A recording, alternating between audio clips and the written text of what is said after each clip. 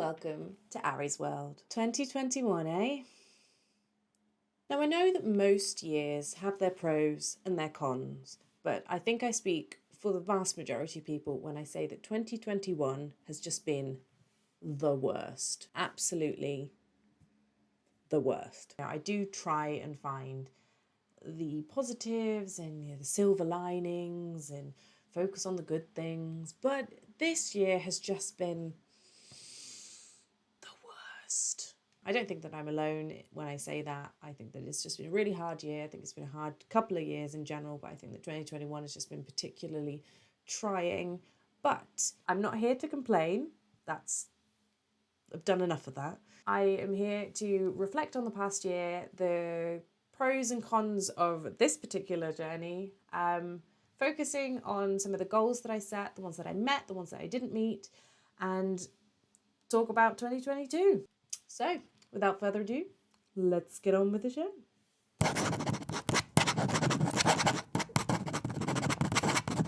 So as you all know, I didn't actually start this journey until mid-2021. Before that, it had always been kind of that pipe dream sort of thing, just would make loads of excuses and it never materialised. But I had my mid-year resolution to start my book with the intention of finishing it, getting it published, and I think I've done quite well so far. There have been a few bumps along the way. I didn't really have any expectations of how the journey would be. I didn't necessarily think that it would be difficult. I didn't necessarily think it would be easy. I kind of went in blind. I think that kind of worked in my favour.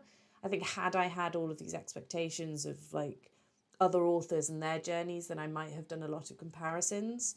But that doesn't mean that I haven't started to do that. I suppose the more that I'm learning about the journey, the more confident I'm feeling, but also the more vulnerable. That's very strange. I guess the more I see how other people do things, the more I realise that my approach is different, and I'm starting to do a lot of comparisons, and that kind of kills your motivation, which is partly why a lot of the latter part of this year has been spent with me trying to find that motivation somewhere. So with that said, I am going to start with some of the goals that I didn't meet. So the main goal that I wanted to do for the end of this year was to have a 100% finished manuscript to give to an editor, and that's something that I haven't managed to do. I didn't manage to do it because of the reasons I said before about comparison and kind of just losing my way, trying to understand why I've approached things differently than other people have. And also because life happens, and I don't think I give that enough credit. I don't give enough credit to the fact that this currently isn't the priority. I have a family, I have a full-time job, it's winter, we're all ill, and just that life gets in the way. And I think that I need to factor that in and try and make my goals a little bit more realistic, which is something I've been saying from the beginning. So when will I learn? Maybe 2022? Maybe never. Another one of the goals that I had sort of set myself was to enter more competitions. I obviously entered the competition that I spoke to you about, the Grindstone one, and I have entered a couple of competitions on the Daily Prompt app, which is, I'll probably do a video on that. I think it's a brilliant app. So many good things to say, but I just haven't been very consistent with it. I just haven't been ready to kind of like accept that extra responsibility, and the fact that I just didn't have the time, the motivation, and the drive. It just wasn't the right time, and it's something that I would like to take into the new year. I need to want to do these things. I can't force myself to do them because creativity doesn't happen that way. Obviously, the building of the habits of trying to write every day is fine, but when trying to force myself to meet these extra deadlines and these extra goals on top of trying to build my manuscript is just a little bit unrealistic, and unfortunately, it's just another thing I didn't manage to do. But I have met a lot of the smaller goals along the way, a lot of which I have updated you on. My word count goals, my scene goals, my plotting goals. So I do have a complete start to finish outline, which is all filled up to the brim and it just needs me to go over it a couple more times to flesh things out and make it presentable for an editor. So I think for a first-time author with life being in the way, I'm pretty happy with that. I'm pretty happy that I've got to a point where I can say that I've finished my first draft, I've finished my second draft, and now I'm just trying to polish it. And I'm happy with that. So in addition to the book-related goals, I wanted to start building an author platform, and that I have managed to do in the form of YouTube and Instagram. This is one of the goals that I have for next year to build, but I'll get onto that in a minute. But it is definitely a step in the right direction for building this author platform and hopefully becoming a published author. So we are now on to setting the goals for next year, and I have six goals because it's a whole 12-month period. So giving myself a few more goals instead of the trickles that I have had before, and these are the following. Number 1, finish the book. And by this we mean actually finish it. This is to have the finished manuscript that is going to go to an editor, is going to go to beta readers. I am not changing anything until somebody tells me that it needs to be changed.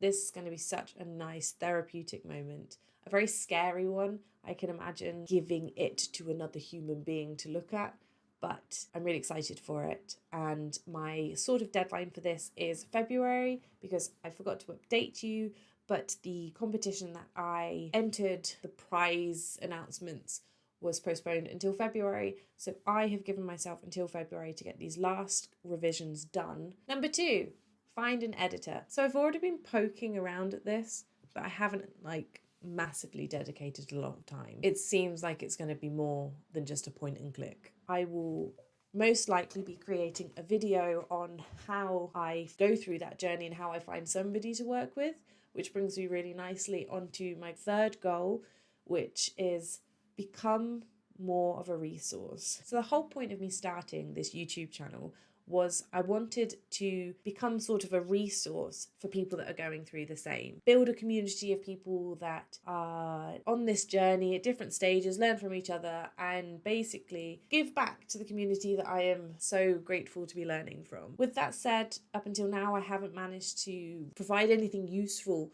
to the community because I've been so new, but I will definitely, from the new year, start using these videos instead of just an update to be actually something educational. Hopefully it'll be useful to people. Yeah.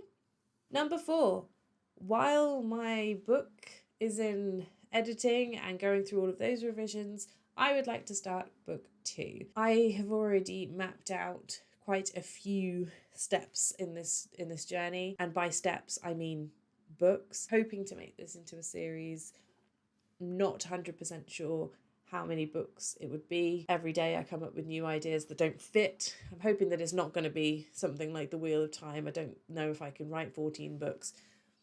But you never know. I might get lucky. In all of this, I have got my 5th goal, which is to publish my book. I haven't quite decided whether I want to go traditional or self-publishing or try them both. It's all still very much up in the air. I think that the decision will just come to me. I think I need to do research on both and what I like and get some advice from the community, and I'll update you and probably make a video on it in the future. And then number 6 is kind of a fake goal, as in it's not one of those SMART goals, but it's adapt and learn. I need to keep myself in check.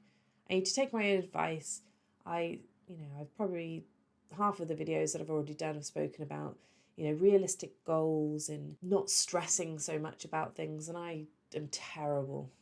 I need to start watching my own videos. Point is, I need to not stress. I need to stop making excuses. I need to understand that life gets in the way, but I don't want to fall into the same mindset that I had prior to this mid-year resolution, which was, oh, it's hard, I don't have time, and I just never got anything done. And I don't want to do that. I want to create the good habits, and I really want to work through the lack of motivation and all of that, but I also need to give myself a bit of grace, and I need to give myself a break. I'm trying very hard. I'm doing as best as I can, and that's all that we can do. You can do it. Be my best cheerleader. That's what I need to do. Cheer myself on, and it'll be fine. So, yeah, that's enough of me rambling today. I suppose I can't leave this video at this time of year without saying Merry Christmas to all of those who celebrate it. And for those who don't celebrate it, I hope you have an absolutely wonderful December and end of this year. Happy New Year to everybody, and yeah, wish me luck.